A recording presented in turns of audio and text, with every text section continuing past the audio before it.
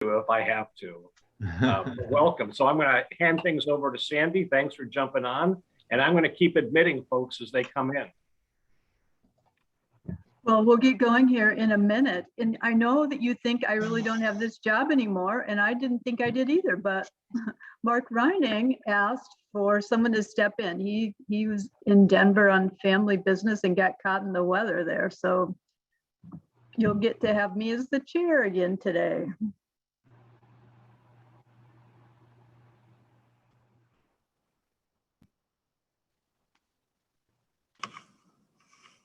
And for the record, we are recording this, and I will be switching it over to our YouTube channel and sharing it. So if you don't want your image or your comments put up in the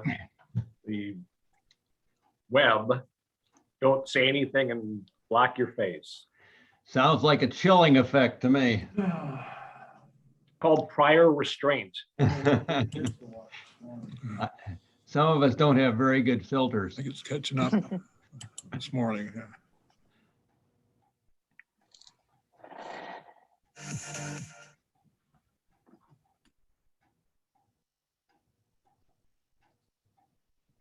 Well, we have a lot of special guests today. So with that in mind, I like to get started and keep things on time. So again, welcome to everybody. Just a reminder that you do want to keep your Zoom on mute unless you're speaking, and we'll have a chance later for folks to chime in with anything that we need to know from your organization. Our usual, as Bill calls it, around the horn. We will get to that later, but in the meantime, we have a little normal business. Then we have some guest speakers, and John Lawrence is going to join us later. So lots of presenting going on today, which is fabulous.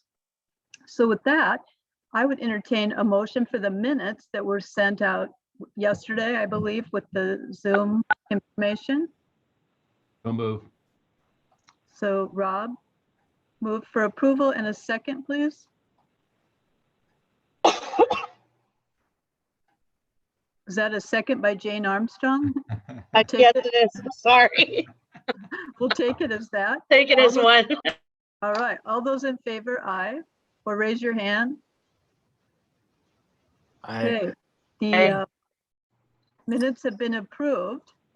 The financials Bill will include in his executive report. Our treasurer, Todd Thorson, is obviously his busy season with the taxes, and so he will not join us today, but we'll have a financial update from Bill a little bit later.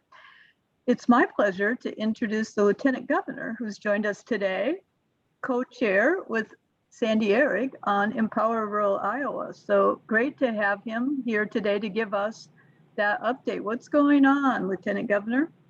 Hi, Sandy. Hey, thanks, everybody. Appreciate the opportunity to join. I'm coming to you, as you can see, this is not a fake background. There's work being done here in the Lieutenant Governor's formal office at the Capitol. They're restoring the artwork on the ceiling, and it's pretty cool. I actually just came down from up there. A couple weeks ago, I was up there and I did some of the gilding along the edges of it, and it's going to be really neat when they're done. So they are about done with the ceiling portion of it, so I thought I'd go up there and check it out while I can get a close-up view, but they'll soon be moving down to the walls. So kind of a neat work going on here, and really appreciate the pros and the artists who are working on that above my head by about 20 feet. I thank you for allowing me to join today and be a part of your conversation. The main thing I wanted to just say is thank you to the Rural Development Council for our ongoing partnership and the work that we're able to do together to advance the interests of rural Iowa. Governor and I both appreciate this partnership. We appreciate Sandy, your co-chairmanship of the Governor's Empower Rural Iowa initiative. We would not be anywhere where we are without your help. Bill is on the call, of course, outstanding asset for rural Iowa. Liesl Siebert serves as executive director. I just wanted to jump on and acknowledge the great work that we're able to do together. Last week we had the Empower Rural Iowa Day on the Hill, and there are a lot of similar faces that were part of that. And so I just wanted to say thank you to those of you who stepped up and were a part of that and dedicated your time as part of that effort. I want you to know we appreciate that. You've got so many things going on in your everyday jobs, and you've got the Rural Development Council stuff going on as well. So we just appreciate it when you prioritize all of these things, and it does make a difference. I also wanted to give you, for those of you who weren't part of the conversation at the Empower Rural Iowa Day on the Hill last week, just wanted to give you a quick update on some of the legislative priorities that are being considered that are within the rural Iowa focus that we've had. First of all, broadband is probably the big headliner. And you all know why connectivity is so important. It's been an important focus of the Empower Rural Iowa Initiative, of the Rural Development Council, and there's probably nobody who better understands the importance of connectivity than the folks who are on this call. So I'm not going to belabor that point. Let me just tell you kind of the brass tacks of where things seem to be at the moment. In past years, we've fought really hard to get $5 million of state money to a state program for broadband connectivity. And this year, Governor Reynolds is proposing really ramping that up significantly. And I'm talking by orders of magnitude. She has come forward with a 3-year, $450 million plan, $450 million of state funds, which would leverage hundreds of millions more in private funds on top of that. And so we're working on that really hard. We've been negotiating some of the policy language in terms of, how can we most efficiently and effectively distribute these funds? And I think those discussions are in a really good place. We're probably about as settled on that as we can be until it's passed by both chambers. But I think the question is really going to center around how much money are we going to dedicate out of state funds going forward. And so governor's come forward with a bold plan that would make a big difference, that would get a vast amount of connectivity into rural Iowa in particular. And so I think that's really exciting. Another area where Empower Rural Iowa and the Rural Development Council have focused is on housing. This is a big year for housing as well. Governor Reynolds has proposed an housing omnibus bill, which has a number of different pieces. But the one I want to highlight is the workforce housing tax credit, which has been the focus of some of our recommendations in the past from Empower Rural Iowa. So in past years, our first set of recommendations was to clear the 5-year backlog that existed on workforce housing tax credit and to double the rural set aside, which is unique to that credit, on a go-forward basis. And that happened. That was passed by the legislature. But what the governor's proposing as part of this housing omnibus bill is doubling the overall workforce housing tax credit program and thereby also doubling the rural set aside for the least populous 88 counties. That's a huge deal. If there's a flaw in this program, it's that it's been so popular that there tends to be more worthy projects than we're able to fund. And so to think about the concept of doubling that is really, really important step. So I think that's really exciting. And, those conversations as a piece of tax policy, it's not subject to the funnels. And so it obviously has a fiscal impact. So a lot of those conversations come a little bit later on in session. And so we're with the Revenue Estimating Conference meeting here in the next few days, I think those conversations will accelerate.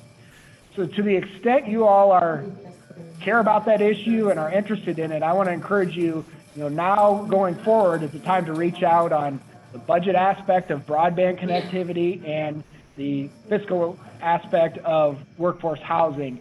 I think folks who are on Appropriations Committee and who are on Ways and Means Committee would be the appropriate folks to talk to.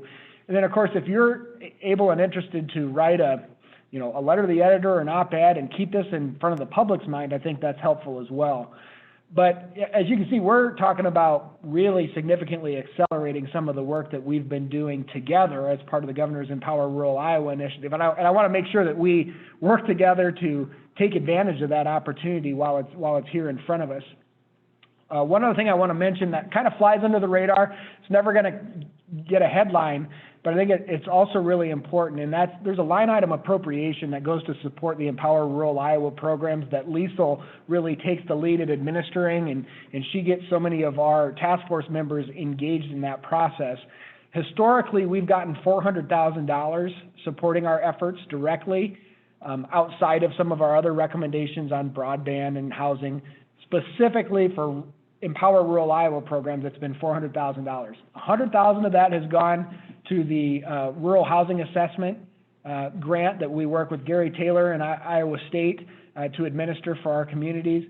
And then $300,000 going to rural innovation grants that's kind of split among the task forces to support innovative projects in rural Iowa.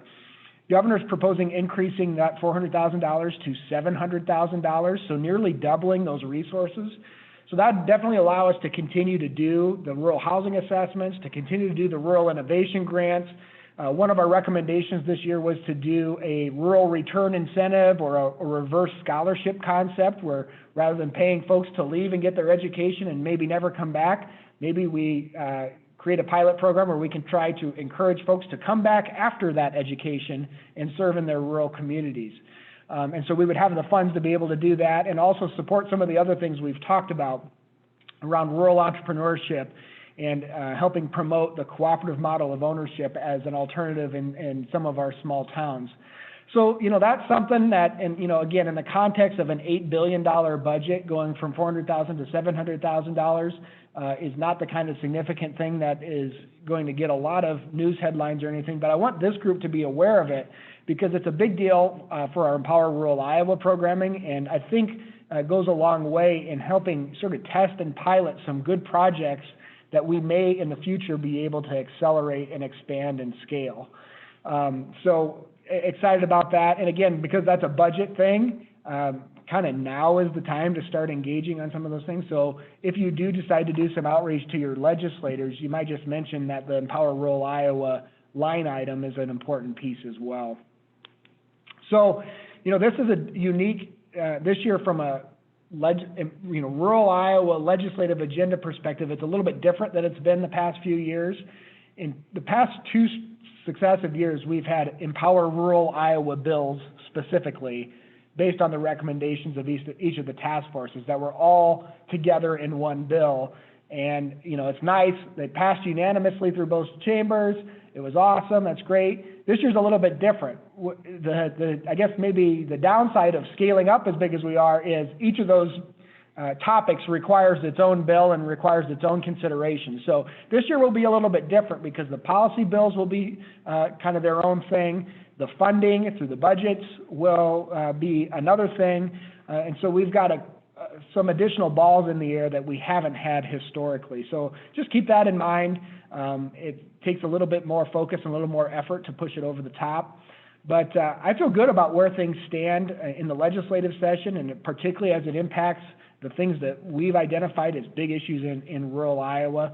And I just want to say, again, thanks for all that you all have done to be a part of those conversations, to develop recommendations that we can base this policy off of, and also just to help us get it over the finish line.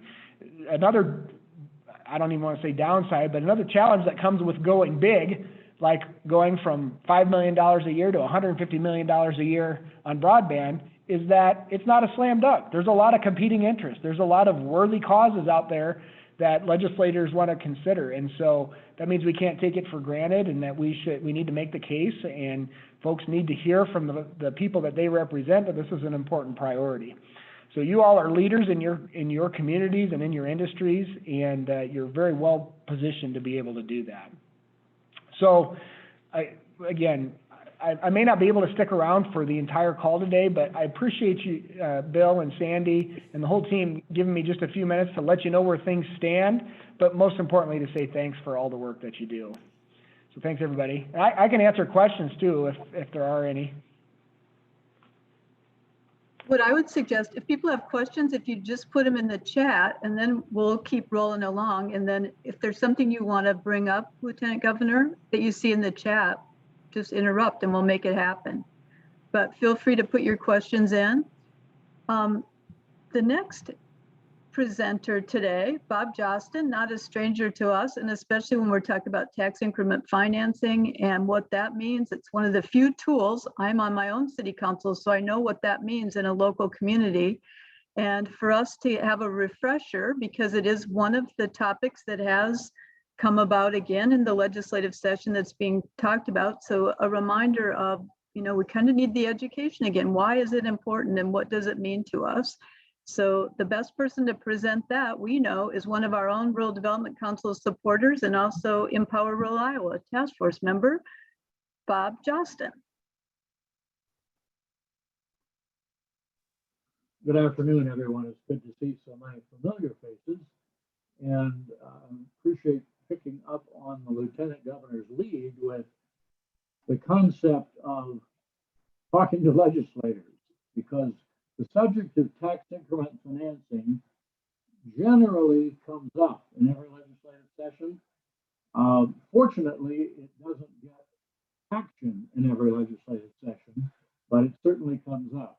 And of course, those of you who have used it and worked with it know that at the local level, this is one of the fundamental local economic development tools that's available to cities and to counties.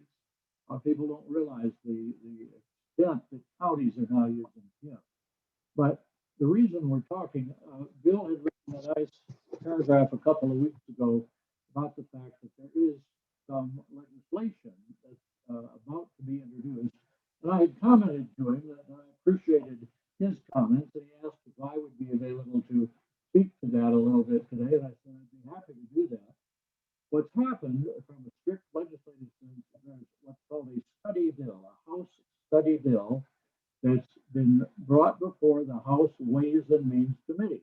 The number for identification purposes is HSB for House Study Bill 150.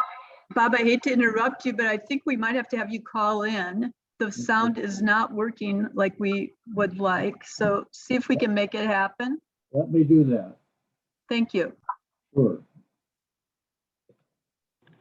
Well, while we're vamping, while he calls in, I saw some comments in here on childcare, which is it is another important priority that we're working on.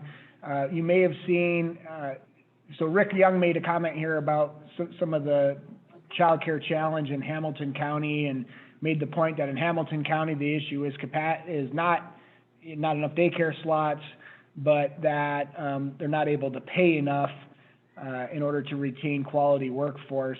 I would say that is not the case in all across the state. There are definitely other pockets of the state where we are short on daycare facilities and short on daycare slots. In fact, I want to make sure I got the right number, but we've lost something like a fifth of the daycare slots here in Iowa over the course of the past 5 years. Okay, here it is.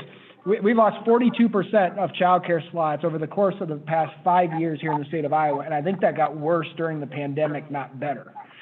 So that's a real challenge. In the past week or so, Governor Reynolds created a new task force with childcare stakeholders with a goal of coming forward with some recommendations to help solve the myriad challenges that we face there with a timeline of 100 days. So I'm really looking forward to see what those experts are able to come up with on how we can support that. But I also don't want to minimize, Rick, the point that you made, because one of those challenges is the fact that it's very difficult to pay workers enough to retain them and have a quality workforce. But then the flip side of that challenge is, I don't know if I've ever talked to a parent who says that daycare just doesn't cost enough. I know when my kids were in childcare, we were paying significantly more every month for childcare than we were for our mortgage, and I think that's a pretty common experience. So it's how do you support higher wages without letting costs get out of control for the parents who need it, and also how do you deal with the fact that there's a shortage of childcare slots in other parts of the state. So I definitely appreciate the point and mentioning that as an issue. And I'd also note Emily Schmidt, who's heavily involved in our rural Iowa efforts. She's from Sukup Manufacturing, and Governor appointed her as the chair of that child care task force. So I know that it's going to be effective, especially with her leadership and involvement, and I think they're going to do a good job. With that, looks like Bob's maybe back. Yep, Bob's ready to roll. Thank you. Let's try this out. Speak into my phone, and hopefully everybody will be able to hear a little better. Is that?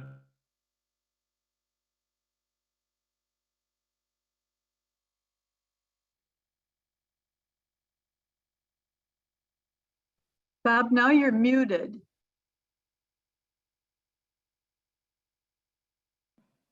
Now I'm unmuted on the screen anyway.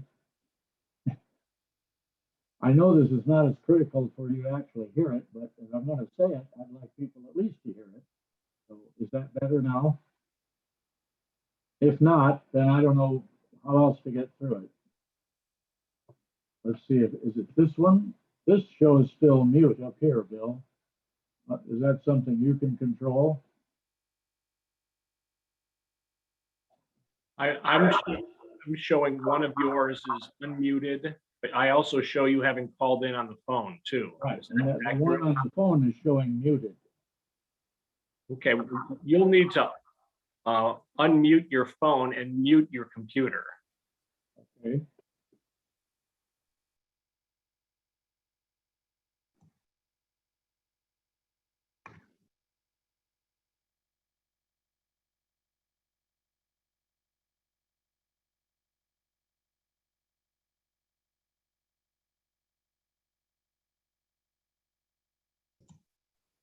But I'm not- Let's go back to the computer a minute. I'll try to find a closeness to wherever the microphone is in this system. I'm sorry, I don't know what that is. You have not been spending enough time doing Zoom meetings the past 12 months. I have been doing them with my phone, not my computer. And so that may be part of the problem, that I'm not as adept, and I apologize for that. But hey, Bob, what's your phone number? I'm going to see if I can unmute that one. All right, 515. Yep. 556 8186. Okay. I just asked you to unmute that.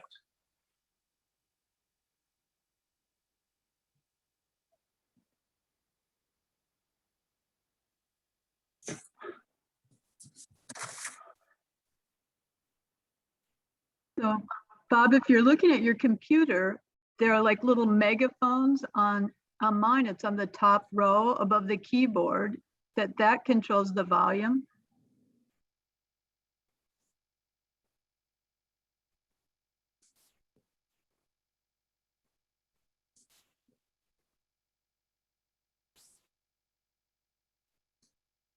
No, we've lost you altogether. Well, Oh, there we go. You're back now. I've unmuted the computer. The phone is still showing as mute. Well, actually, we can hear you pretty well right now, so maybe keep going. Let's try this. I apologize, folks. The subject matter is far more important than my explaining of it. So if we can get through a couple of minutes, as I said, there's a study bill in the House Ways and Means Committee, House Study Bill 194. It's going to go before the full committee tomorrow. And so this is a timely introduction to you if you haven't been following this. It's a bill that basically takes off on a part of TIF that hasn't had any action for some time.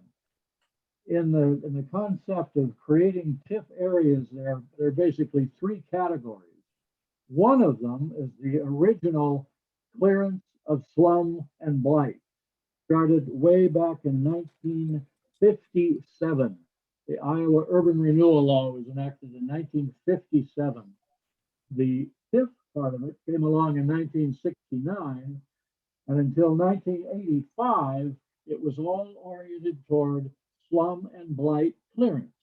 And so the Urban Renewal Law and TIF worked primarily in the major cities of the state.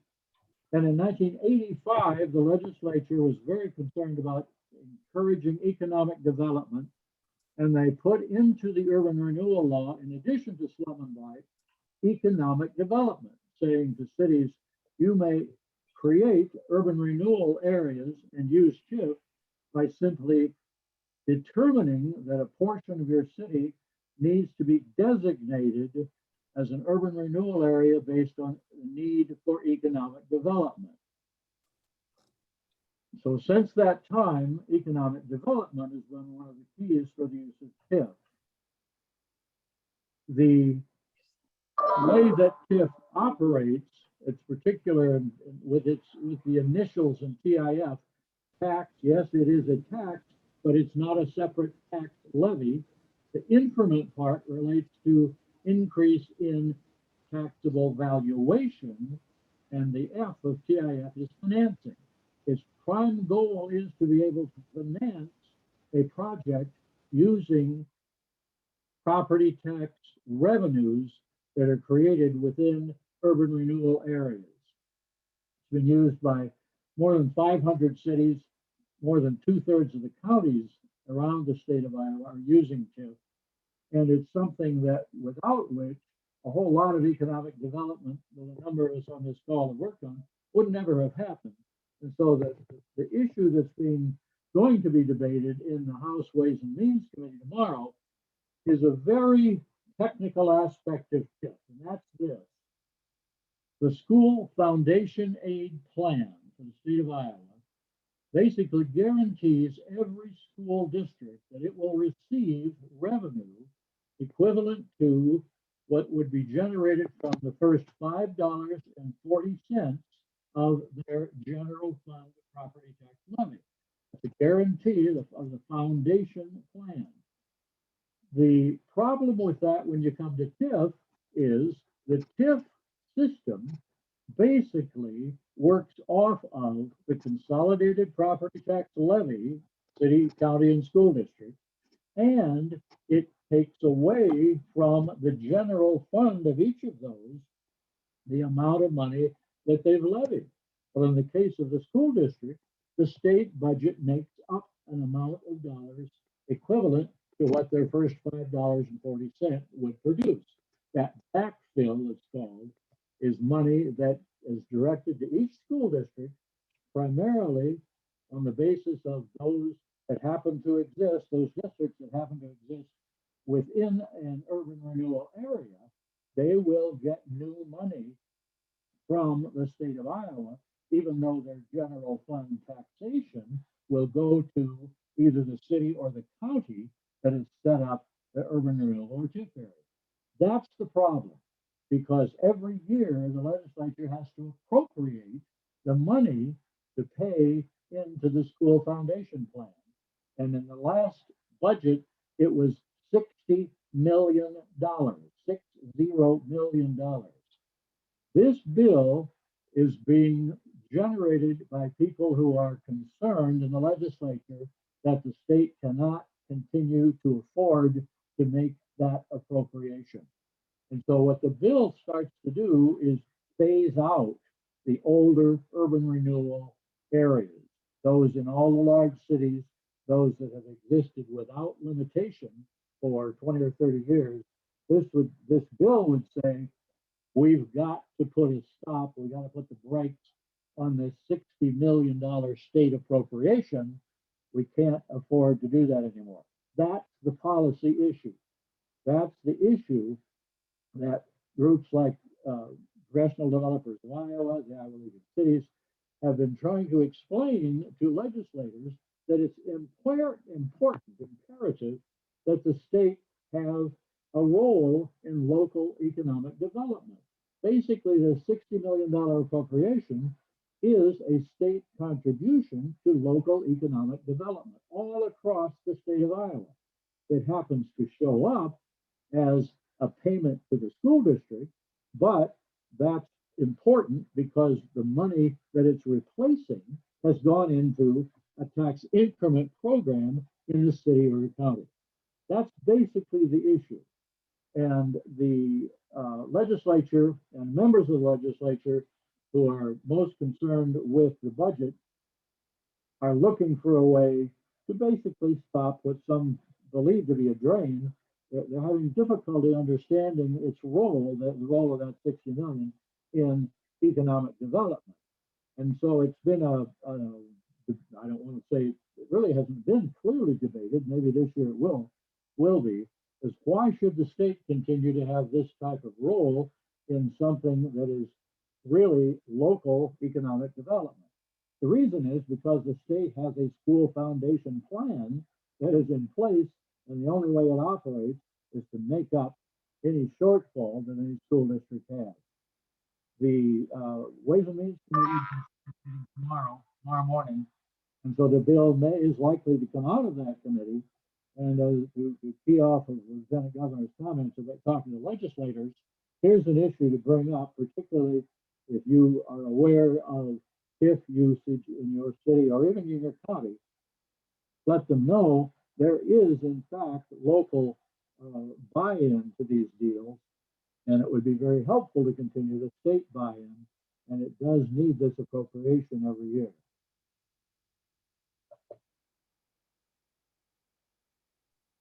Bob, I would just like to say, I've had an exchange with my city manager here in Grinnell. And of course, he's through the League of Cities, very aware of this legislative issue. He made the point of saying to me that cities like Grinnell, with well-established both TIF records and histories of success using TIF, aren't the ones who are going to be most affected. It's going to be the cities that are just starting down that road and just developing new projects that will be the ones who are most effective. And so it's the places that haven't been able to do some of the extensive projects that towns like mine have. And so I think that we're talking about that next tier of places that have exciting ideas, and TIF is an important tool to leverage for them. The mechanics of TIF, as Bill has just pointed out, are such that its value really doesn't show up soon.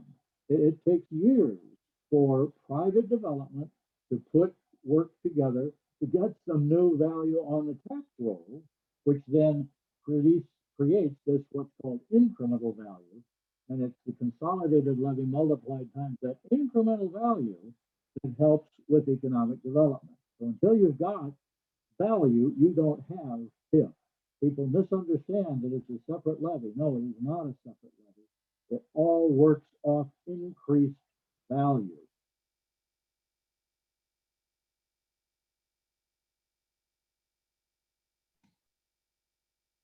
So any other comments or questions?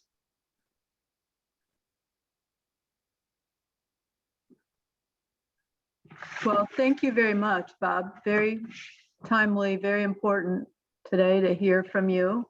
Appreciate it. Let's hear from Bill. We need to get our executive director report and a few updates from Bill Minner. Well, thanks, Sandy. Again, everybody, thank you for being part of this. Bob, thanks for sharing that. You know, I almost feel like I don't have much to say because I give you everything that's on my brain every Friday. And in fact, I'll put another TIF update into the Friday update that's yet to come. And also to the questions about daycare that came up and childcare and the governor's task force. You know, we've been having these Zoominars on a monthly basis. And I know we have a couple of folks on today who are actually deep into daycare projects.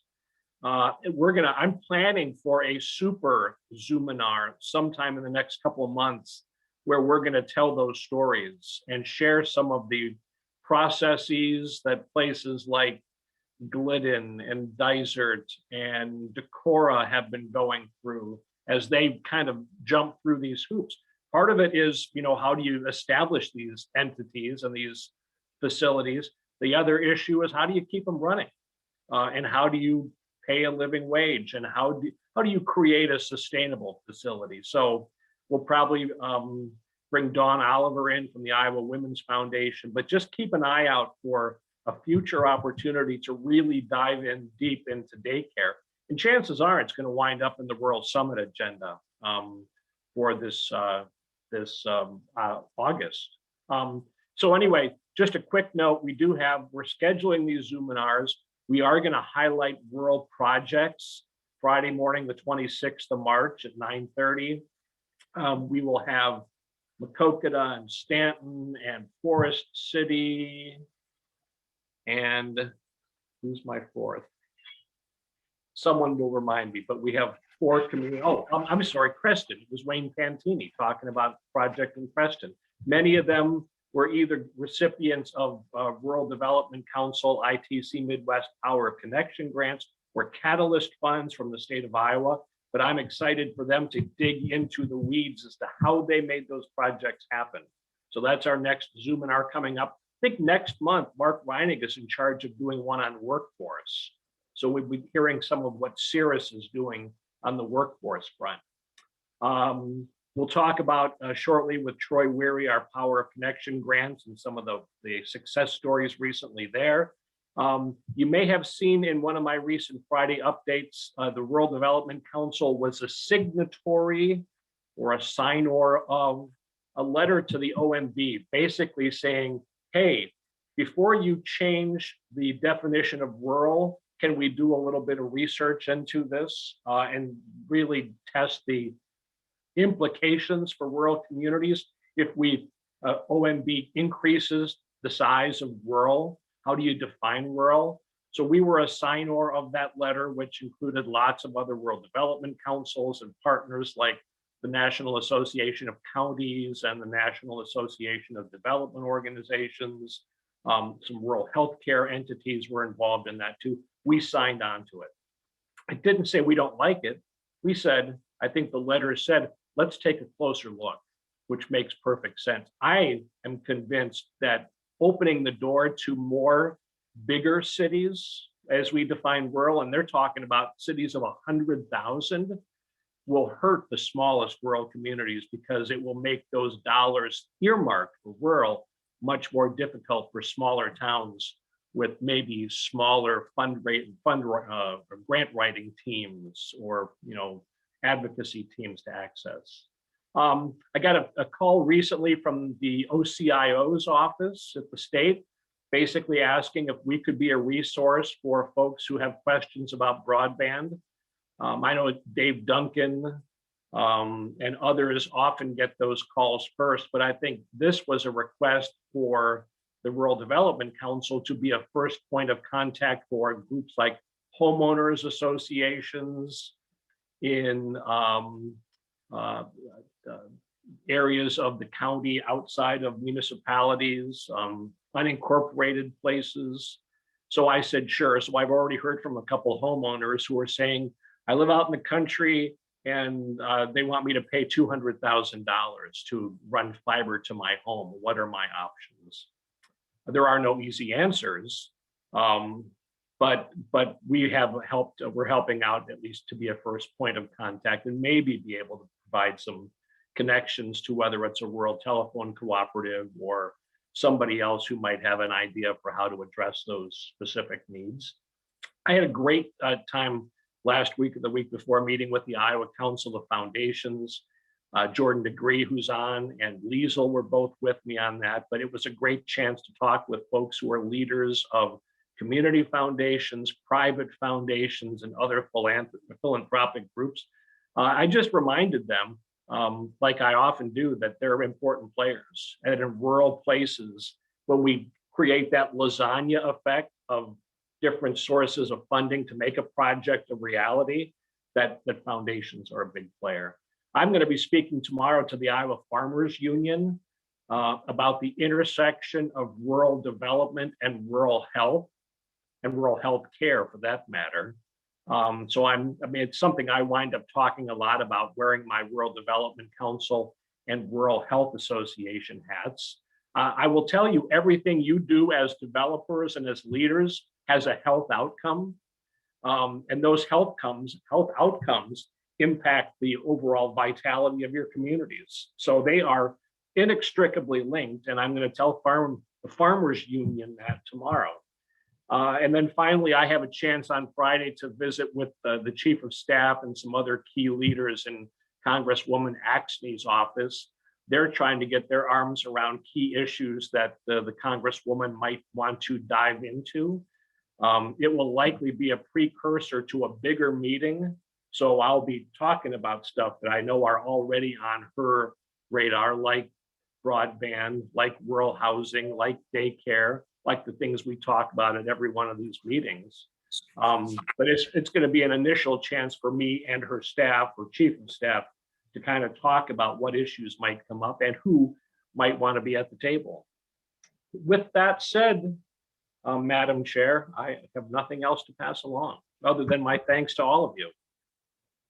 Great. Well, thanks, Bill. Obviously, Bill's days are busy and full, and he gets a lot of you involved, as will that will definitely continue as we continue to administer the Power of Connection grants, which is our next topic. Like, what's going on with the Power of Connection? Bill and Troy, I believe. Sure, I'll start just by saying that we've had a few recent awards. And ITC Midwest has really been driving, I think, all of these most recent awards. A few of them were ones that were outside of ITC territory. For example, the daycare in Glidden, we were happy to help support them. But Troy, do you have anything you want to say about the most recent cohort, or what we've been talking about as far as looking at other communities that we want to support? Thanks, Bill. I just wanted to kind of maybe give a broad overview and then dial down a little bit. I mean, it's been just over a year since we launched the program. And to date, we've had 30 communities, I think if I'm counting correctly, Bill, that have inquired. Of those 30, I believe 16 have had a SWAT team meeting. And if my math is right with the communities you mentioned, maybe last year, this year, I think we've provided 8 total grants. So I think the best is yet to come, but we're getting a really good start given all the things that we've encountered over the past year. We've continued to move the ball forward. This year, grants have been given to Decorah, St. Ansgar, Piasta, Clayton County, and Dysart. And they're popular themes that we talked about today. In Decorah, it's a new child development and discovery center. In St. Ansgar, it's a project to expand housing and other community developments to promote growth. Piasta, it's more strategic planning. That's a growing community.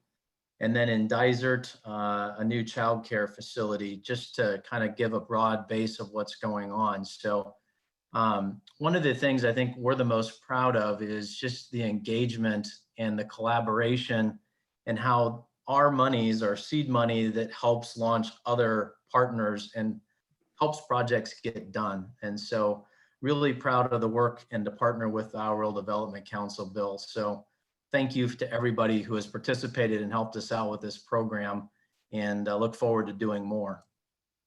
I think that the key to this is that these grant dollars are targeted toward soft costs, toward planning, toward feasibility studies.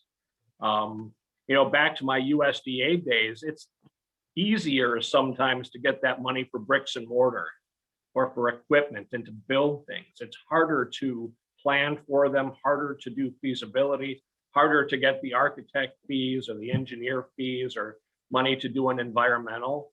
That's what these dollars do. So, in the big scheme of things, it may not seem like a lot of money, but if you were to talk to any of the folks that have been recipients of these grants, it is a big deal.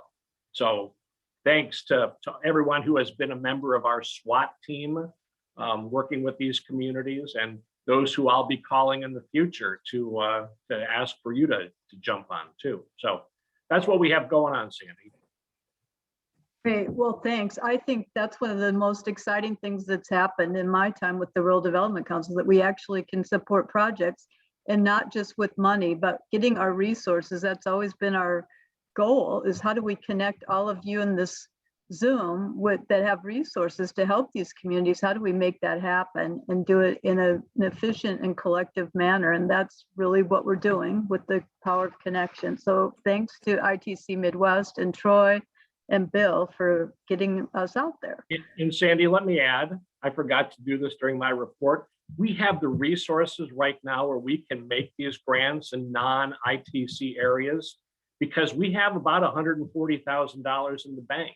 We are doing great because we have folks who are stepping up, being sustaining members, who are writing checks to the council. And that allows us to make grants to these communities and plan for a rural summit and do these Zoominars.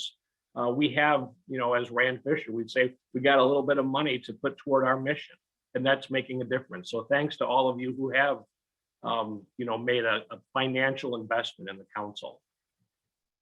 Well, Bill, also, you just mentioned the Rural Summit, and I would start by saying people need to mark their calendars. We really are going to have, we think, a face-to-face summit in August. We're planning for August 18th through the 20th with many of the key items that we weren't able to do, at least the in-person sorts of things that we had planned at the Kirkwood Community College campus, at the Hotel Kirkwood there, which is, lends itself well to rural Iowa issues. So Bill, anything you want to tell us about plans for the summit?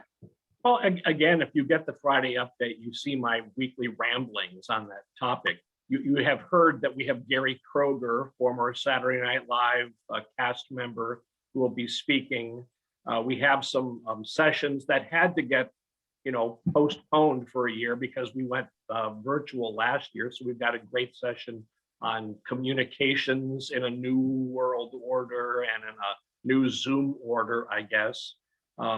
We have an ag tech focused rural development breakout session. We made the decision as an executive committee. We think there needs to be a discussion of diversity and inclusion in rural communities, and how does that help make our small towns more livable or more attractive to folks when we think about workforce. So we'll have a DEI element to what we're going to be doing. And frankly, when I asked you all as the collective recipients of the Friday update to weigh in with other ideas, I got some great suggestions. So keep them coming. And I'm happy to, as we build out the agenda for the 18th, 19th, and 20th of August at the Hotel Kirkwood in Cedar Rapids, knock on glass.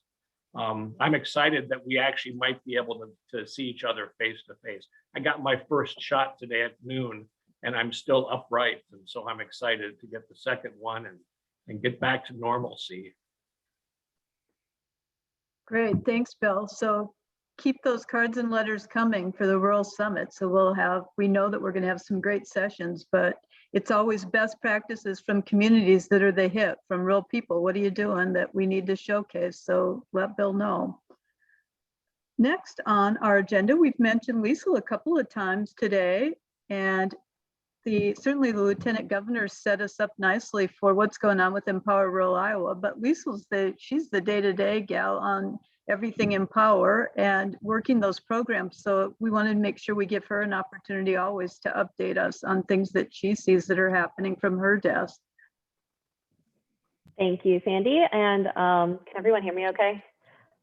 Okay. I have newly upgraded to using AirPods, but haven't really used them in very many meetings. So glad everyone can hear and they're working. Thanks so much. I'm not going to talk too long because the Lieutenant Governor talked about a lot of the kind of key hot pieces going on with Empower right now during session. But I essentially just want to make a big plug for our 2 grant programs that are currently live with a deadline of just under a month. They are both due April 16th, but that is the Rural Innovation Grant Program and the Rural Housing Assessment Grant Program, which we do in partnership with ISU Extension. So both of those are open. You might remember the Rural Innovation Grant are those really kind of creative, out-of-the-box solutions to challenges in rural communities with a real focus on kind of solutions that we can then use as best practices and mirror across the state, falling into the very broad categories of grow, invest, and connect. So when people call me to ask me if their project is eligible, very frequently the project is eligible. It really becomes a question of how creative and innovative it is. So we've had a lot of interest in that one, really looking forward to getting some great applications. But all kind of piggybacking off of what Bill said, another creative piece of the innovation grant is that the funding is super flexible. So it can fund soft costs, hard costs. It's really able to do everything from the planning piece to actual purchase of land, equipment, building, all those things. So if you have an idea, or if you know of a community or a group that has an idea, hit me up and happy to answer any questions. The Rural Housing Assessment Grant Program is not exactly for housing assessments. Rather, it's more for interpretation and implementation of that housing information. So we work with ISU Extension. They go through their rural housing readiness assessment facilitation process with communities to really do a deep dive on everything that community has in place, their zoning codes, their incentives, what have you, on ways that they are either hindering or helping housing in their community, to get a real idea of what that community needs, and then a list of next steps.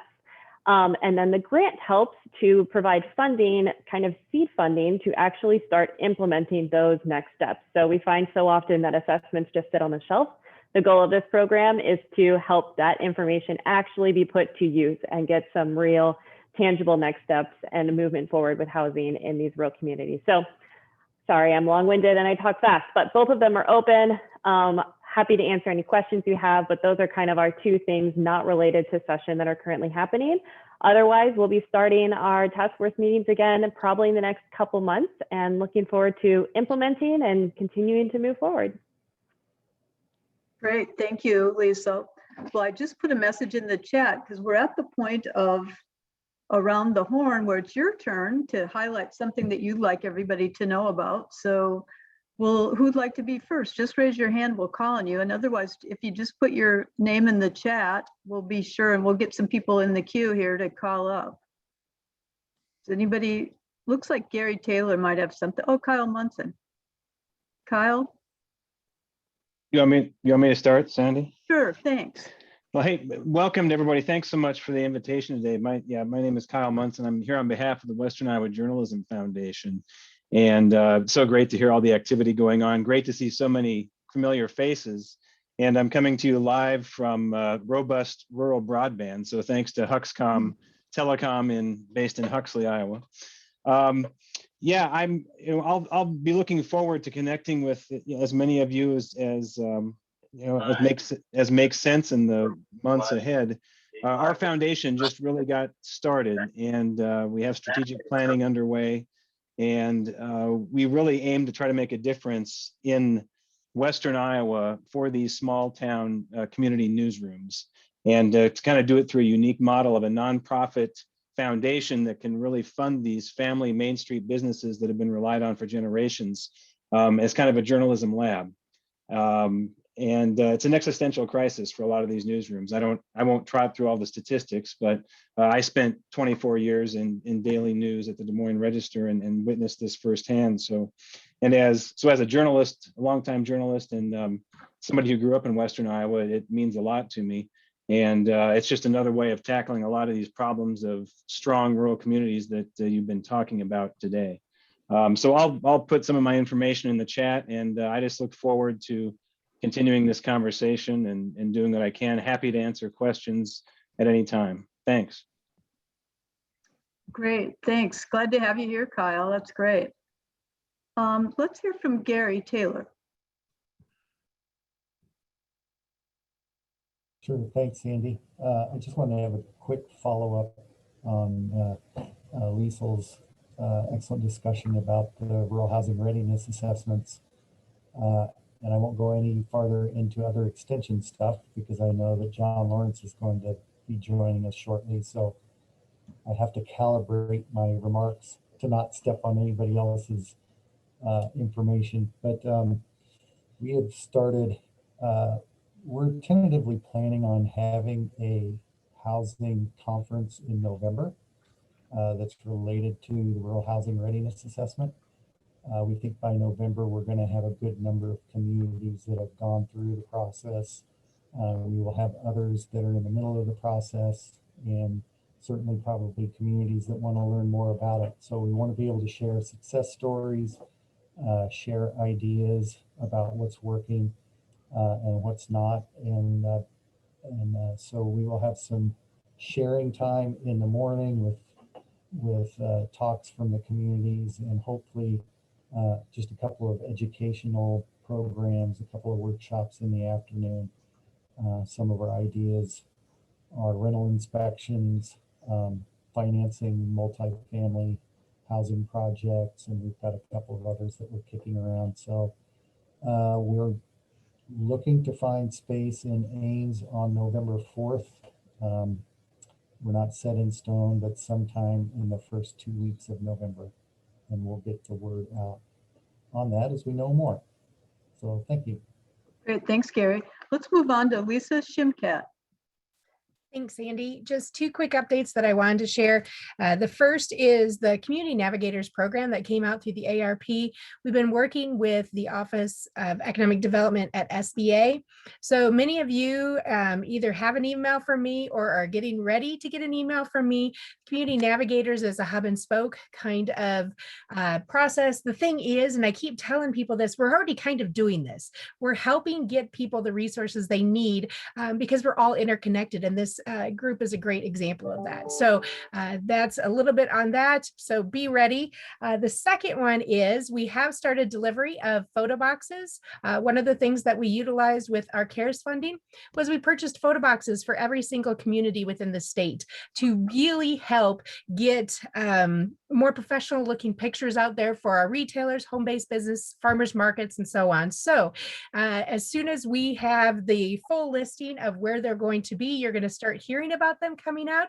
The esteemed Bill Menner, with a little bit of arm twisting, actually he jumped out right away and said, hey, I will help with some of the delivery. So Bill, they are on their way to your house next week.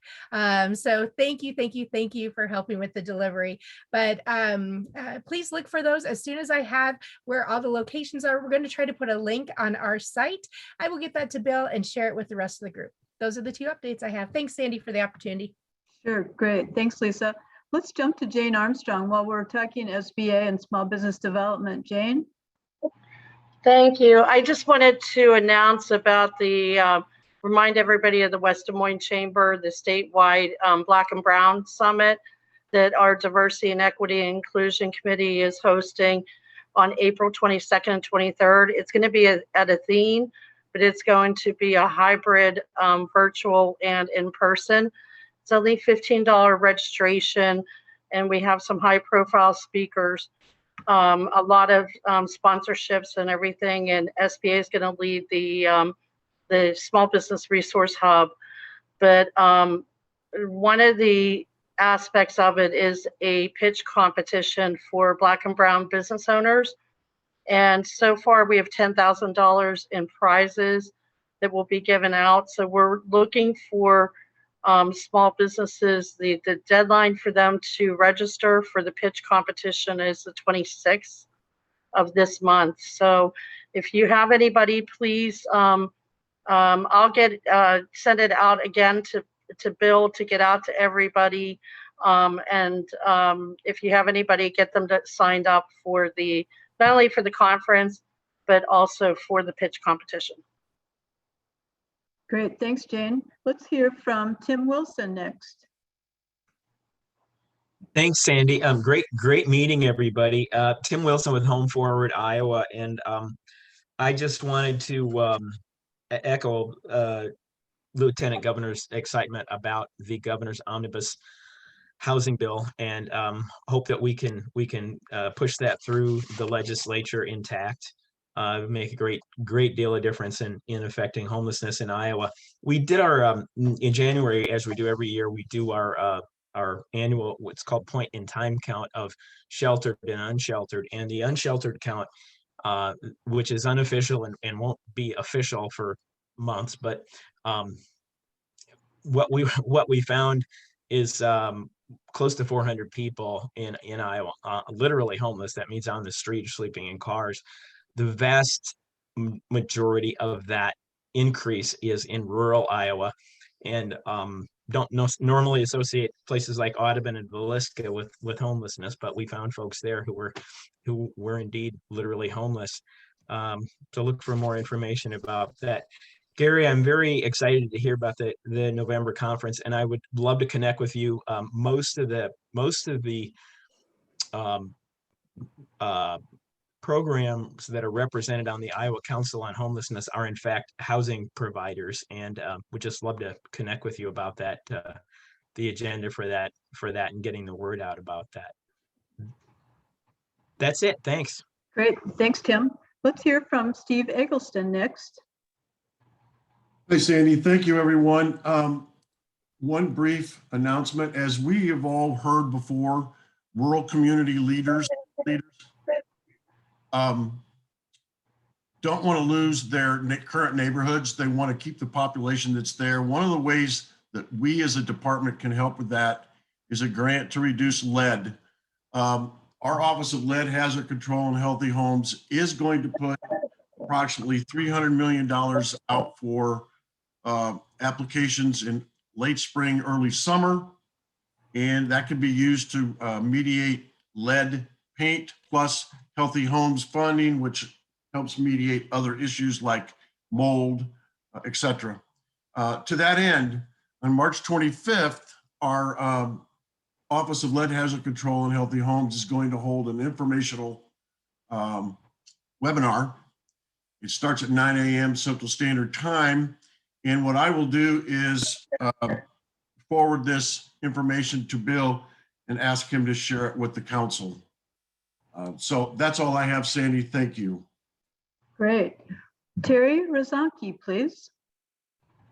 Hi, Terry Rozanski from the Iowa Finance Authority, and I just wanted to mention that our agency is gearing up to launch the new Iowa Rent and Utility Assistance Program.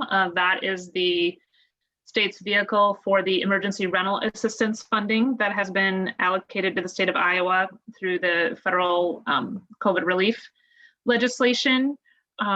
That program will launch at the end of March. Also, a new Iowa homeowner foreclosure prevention program will also be launching.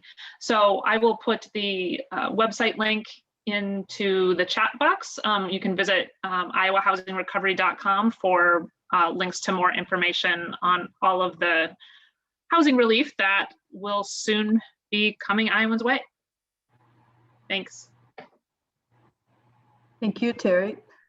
We have Jeremiah Johnson from Clinton, I believe one of our newest folks working with us on Power of Connection. Jeremiah? Maybe? Looks like he's working on something. We'll come back to him. Let's check in with Nicole Crane. She's had a lot of good information for us in the chat, so I'm sure she has something she'd like to tell us too. Sure. Thanks, Sandy. Yeah, it's a busy time right now at ABI. I did put a couple of links in the chat box so you can check those out. But our quarterly business survey that we sent out to the ABI board, many of those are manufacturers, came back and said 65% of manufacturers expect to increase sales this next quarter. So that's really positive news. We had a lot of great things are just looking up as far as the Iowa economy goes. So that's good. That does continue to exacerbate our workforce challenges, trying to find qualified workers. So there's that. And then I also put in a link. We're starting to do like a weekly business report. So one thing that we've been working on a lot, and many of you have probably been dealing with this too, is vaccinations. That's something that we've been hearing a lot from Iowa manufacturers and trying to help coordinate and reach out to public health agencies on that issue. So we are doing a weekly video update, and this week it talks about our quarterly survey and the vaccinations, and we also spotlight members in both urban and rural Iowa as far as some cool things that they're doing. And another thing I want to mention is we are having our annual conference in person in June in Iowa City, Coralville. So looking forward to seeing people in person again soon. But yeah, I think there's a lot for all of us to be excited about. We're also working on the childcare issues, both legislatively and having some members on the childcare task force the governor just announced. So excited to continue that conversation and just appreciate being part of this group. Thanks, Nicole. Kim, DDA. Thanks, Sandy. I just thought I'd give an update. Some of you are aware that 4.5 years ago, DMAC was gifted the former Maytag headquarters, which is just short of 500,000 square feet of 8 buildings in Newton. And we were delighted that we were able to submit a reinvestment district application earlier this year in can't believe I can't remember the exact date. It was 3 weeks ago, and excited to see how we score with that. I think there's 8 total applications, 3 of which we're the second smallest community at just about 15,000. Dyersville has application in, as well as Fort Dodge, and then Most of the others are around urban. We're excited about it. We're working with Angela Harrington and Catalyst, which did the Grinnell Hotel that the Iowa Rural Summit has been hosted at in the past.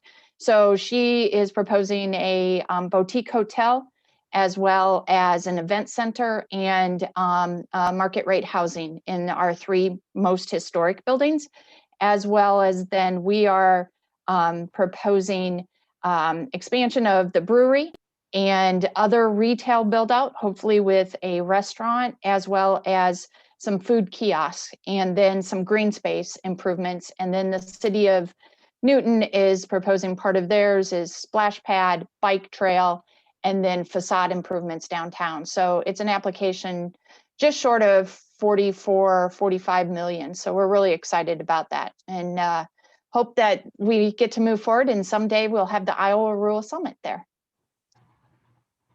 Now that sounds really fun. What a great project. Yep. Let's hear from Ben McDougall.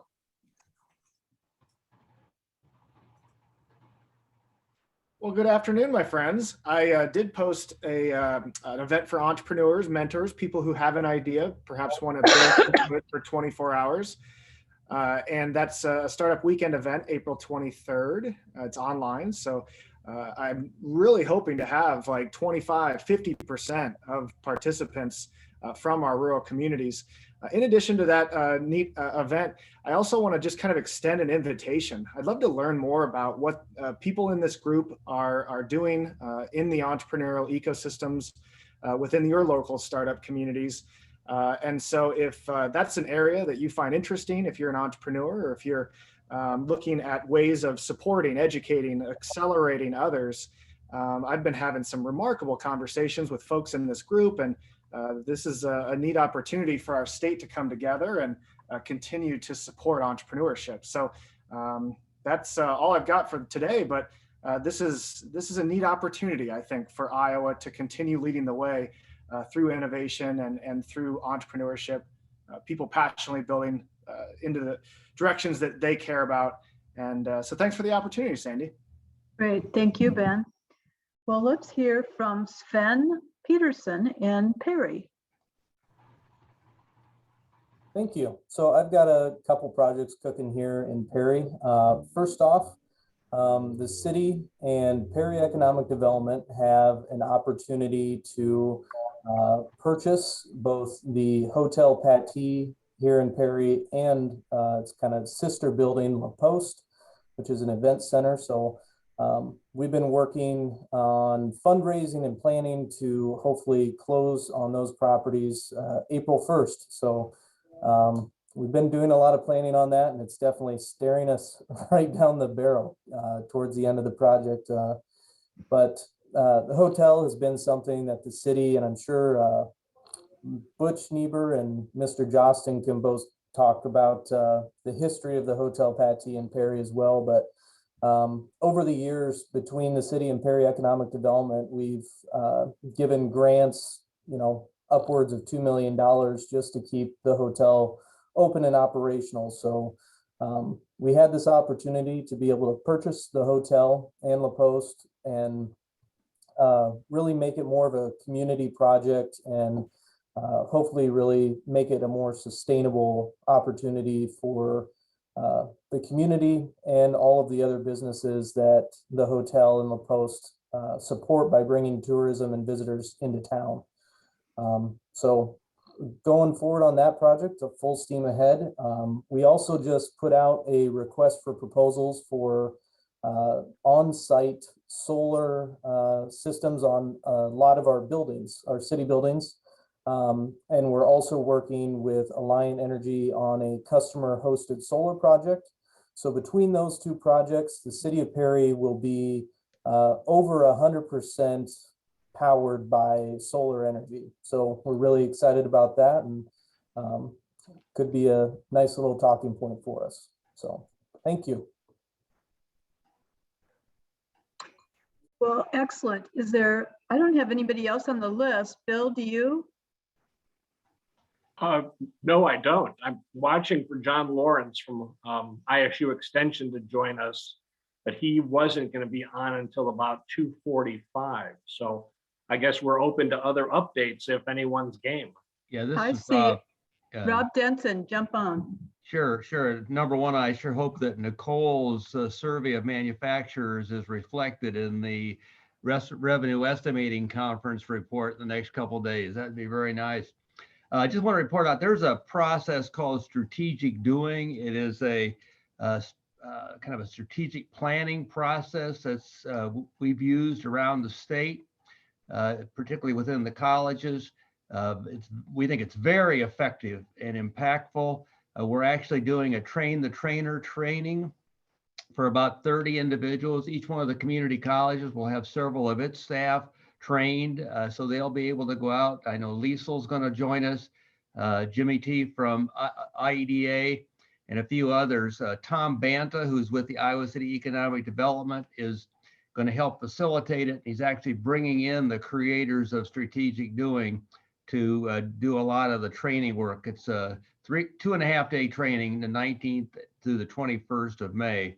So we're very excited about that. And the purpose of training up our community college people is so that they are available to go into their communities, a lot of them rural, to help with planning. So you'll hear more about that as we get this training done. But we're very excited about this process. And I did put a couple links in the chat so you can learn more about it. Great, thanks, Rob. Diane. Thanks, Sandy. I just have a quick update. I just wanted to thank Nicole Crane. She participated in a podcast that was put out by the College of Public Health series called Share Public Health. And she really talked about what's it like employment in rural areas and also the childcare issue. And the reason I wanted to mention it here is, well, it's a great podcast. Nicole does a fabulous job, but also this connection really occurred just because of our participation with this group. So it's nice to, thought I would share that as an extension of some of our work. Thank you. And I'll make sure I mention Diane's with the University of Iowa, the College of Public Health, so that you know where she's coming from.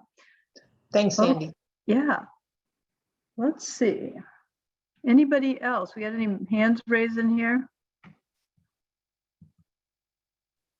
I'm scanning the crowd too. It's highly irregular for us to end up with waiting for somebody to show up without people speaking. Well, you know what I propose? I propose putting Gary Taylor back on the spot to either do his best John Lawrence or to at least provide his overview of, I asked Vice President John Lawrence at Extension to share just some thoughts about Extension, this annual conference last week. I'm on the Extension State Advisory Committee and had a chance to sit through a morning of great information and great insights. And Gary, anything with you on the bigger Extension front, anything you want to channel John Lawrence as far as what was said last week or some of the things that Extension is doing from a macro level? This can only get me in trouble, Bill. Channeling John Lawrence. I cannot do an adequate John Lawrence. But so if I talk really slowly, we will get to 2:45, and then John will get on the call. So a lot of the systems efforts over the last year since March has been, first, how do we pivot to continue to deliver our extension programs and serve the communities and the businesses of Iowa in a pandemic. And so we put a lot of time into our virtual educational offerings. I know in our program, we have moved just about everything virtual and really done, in my opinion, we've been really successful at it. The rural housing readiness assessments, for example, we moved that virtual and those are going very well. So we've reached the point at Dr. Lawrence's direction that we have pivoted again towards discussions of recovery. And we have identified some critical issues, some critical recovery initiatives that we have brought groups together around. Lisa Shimkat has been good enough to be co-chair of one of our recovery initiative areas. I'm going to attempt to list them now without notes. And Lisa is going to help me out in case I miss one. We have economic recovery, which is Lisa's. We do have childcare. We are focusing groups around childcare. We have good experience in through our human sciences extension and outreach in training folks to provide quality childcare. We are having conversations about the things that we talked about just earlier, childcare access. So we're looking at reviving the Iowa economy, childcare, family financial security. That's 3. Mental health. Mental health. Mental health was another one. Mental health is another one. That's 4. I'm trying to lend you the assist while I pull up my SciBox. And as we speak, Dr. Lawrence appears on the screen as if to bail us out at exactly the right time. So Bill, I'm going to allow you to turn it back over to Dr. Lawrence. John, I asked Gary to channel you for a few minutes until you jumped on, and he reluctantly agreed. So he's been kind of sharing some of what Extension's been doing as far as your post-COVID assessments and your working groups and the work of the county extension council. So I'll let you pick up where Gary left off. All right, my chance to correct things here before it's too late. You said summons me. You probably saw the meme on social media that said, really, these Zoom meetings are kind of like a seance anyway, right? It's like, can you hear us? Are you there? You're breaking up. And so, yeah, there's a little Ouija board effect to kind of all of this. So thank you for the opportunity to visit with you. I'm sure as Gary told you that we're back last spring, in fact, nearly a year ago, when everybody went home, I asked a group of our folks to think about recovery. And we didn't know when that was going to occur, but we needed to start thinking about recovery. And so we identified 6 initiative areas that were in our wheelhouse, things that we actually know something about, work in on an everyday basis that are important to Iowa as they recover. So reviving the economy, including the farm economy, improving financial security for families, improving food supply, safety and access, educational opportunities for our youth, addressing mental health, and increasing access to childcare, and particularly quality childcare. In fact, I just dropped off a call with our childcare group to get on this one. We ask our counties then to look at that list of 6 and identify what's important in their community. Which of those things would they like to spend more time working on? This is a greater interdisciplinary approach than we've had in recent years. It's not new for Extension to work, interdisciplinary, but we've kind of gotten away from that for a while. So on each of those teams, we'll have somebody from community development, from our ag and natural resources, our human sciences and families folks, as well as our youth program, because oftentimes these are complex issues and just one approach is not going to solve it. So, and the other key thing I challenged our group with is, why is this important? It's important to Iowa, but why is it important to them as staff is how will you be remembered? Right now, I don't think any of us want to be remembered as we shut the doors and ran home and turned out the lights, right? We want to be remembered as helping Iowans. And so that's a key part of why we're approaching this. We've made good progress. Our counties developed action plans for the priority they picked back before Thanksgiving. That's when we start our budgeting process for our counties. And so they had a priority in mind. They put together budgets that they turned in the 15th, so Monday of this week. County budgets needed to be certified. And across the state, there was an additional $250,000 allocated to these recovery initiatives by the counties, and another almost $140,000 of this year's budget.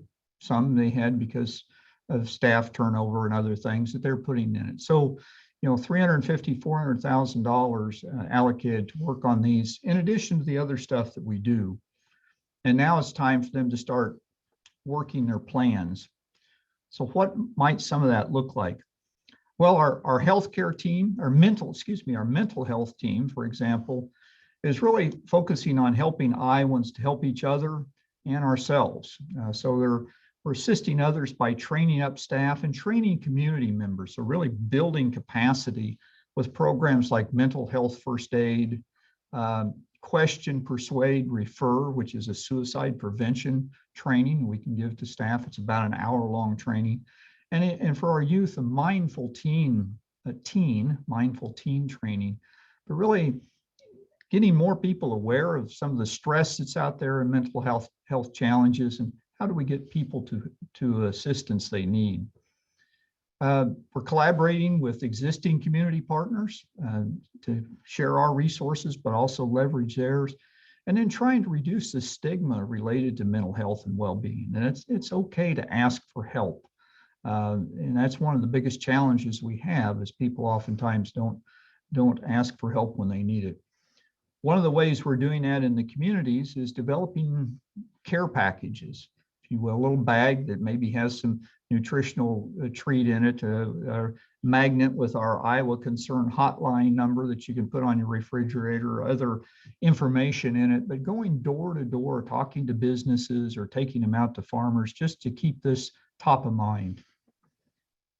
Our child care team we talked about, we kind of own the quality child care space. We train 23,000 people a year about how to improve the quality of child care for those that need certification and such.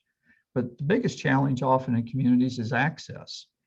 So we're taking kind of a 3 or 4 prong approach on access and helping to facilitate community public policy conversations. There was one just recently in Southeast Iowa where 6 counties got together. We partnered with Iowa's Women's Foundation, Early Childhood Iowa, Iowa Child Care Resource and Referral, and had a forum where we made some presentations about the child care data.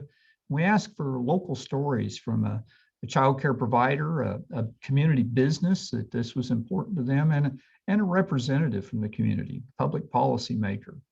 So we'll be doing that in other regions around the state as well. We're partnering with the Iowa Child Care Resource and Referral Group around Child Care Ready. And it's really trying to recruit families or people to open up their home to child care of, say, 5 or 6 youth. And oftentimes in our small community, they don't need a child care center, but they just need a few more slots. And it's also a business opportunity for that individual to become a certified child care provider. We can provide the training. The state is providing some grants to help them get started with stuff. And so how do we help people kind of walk through that process and consider if they want to do that? Another one that's through our 4-H program is a curriculum called On Their Own and Okay.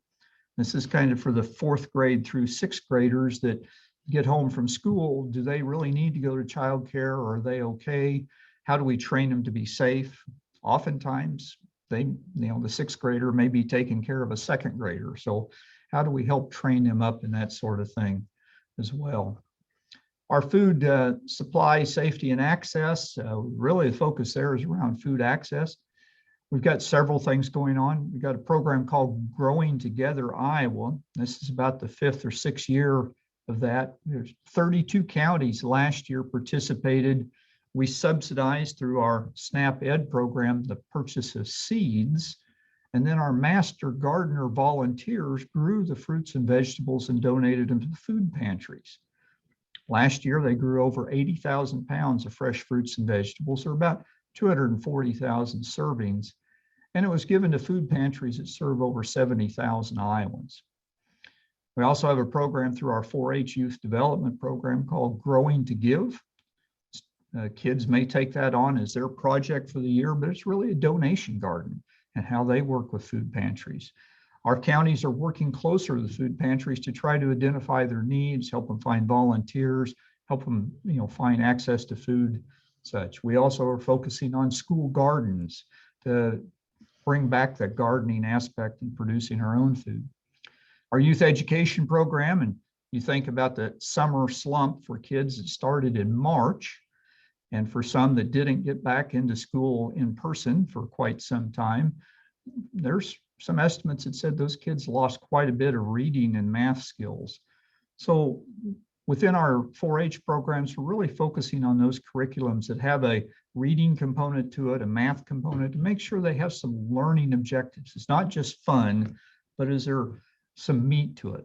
A lot of our STEM projects, we had 4-H at home, where we delivered activities that when kids were home and parents were trying to figure out what to do with them, they could download kits and have these kids do something productive with their time and have some fun. And we're going to continue some of those things.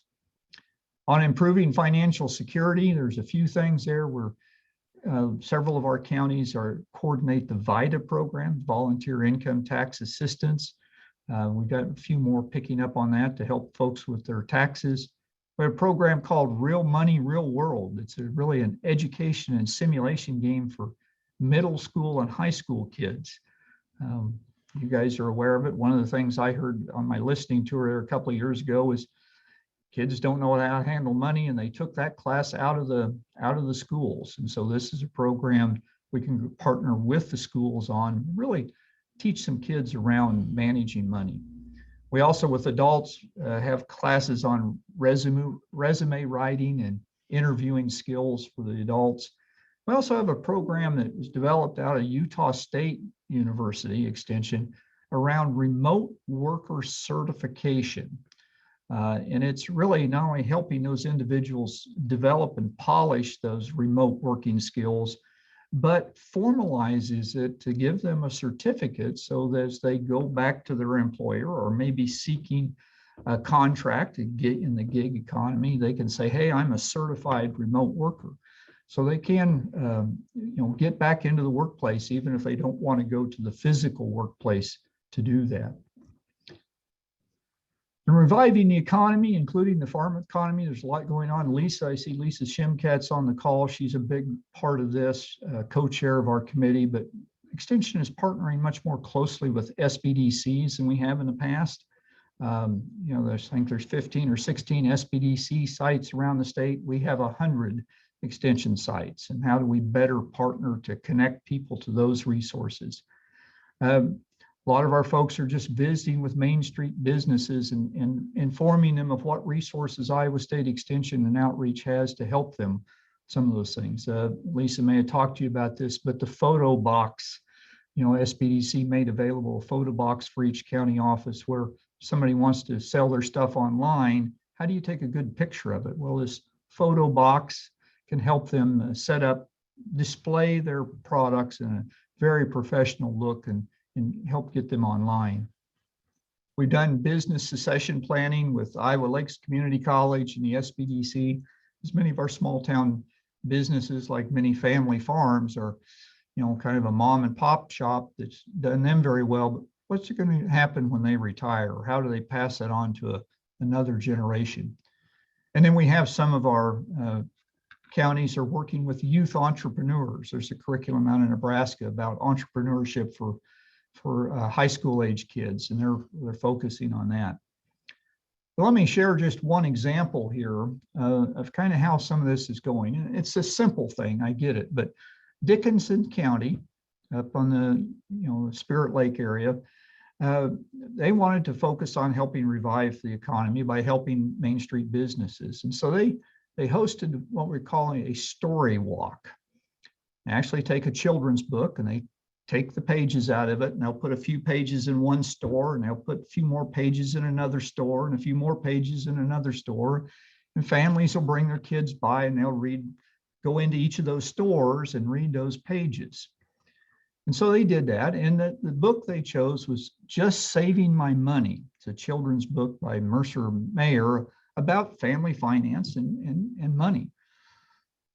And each time the kids stopped to read something in the book, they get a sticker. And at the end, they sit down with a banker who talked to them about their stickers and their money and gave them a piggy bank and some stuff.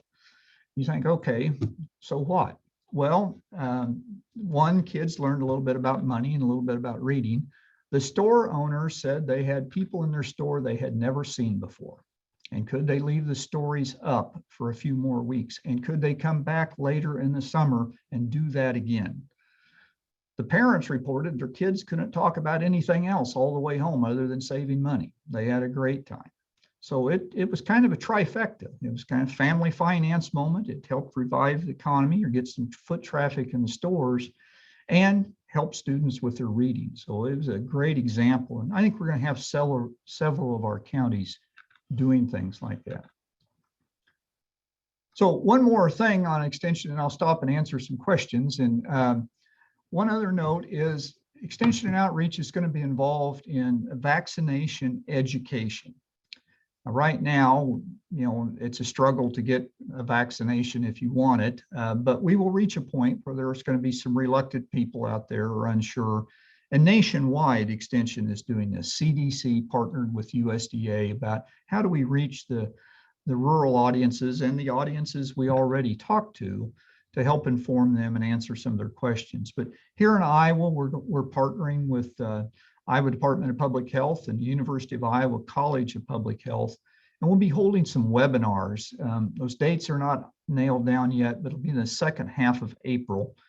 We'll have one webinar in the evening, one on a Saturday, and we're going to do one in Spanish as well, but really focus on educating people about the safety of the vaccine, how they work, to try to build confidence and get more people willing to take the vaccine. So with that, Bill, I realize that was kind of a whirlwind dump of things, but I'd be happy to try to answer any questions you might have. Well, I'll jump in here. Thank you, Dr. Lawrence. It's great to have you join us and give us this great overview and update. Lots of cool things going on with Extension. So wondering if there are any questions or other comments, or somebody missed their chance to update us on something. This is it. Well, it looks like maybe we've had all the fun we can have. After all, it is St. Patrick's Day and there is more fun to be had. And some of us actually wore our green today, including Bob Josten with that green tie. Looks pretty sharp. Hey, Sandy, can I ask Dr. Lawrence a quick question? Sure. John, is there a way to find out if you're in a particular county, what your county extension council selected for their focus area and sort of what their recommendations were to extension?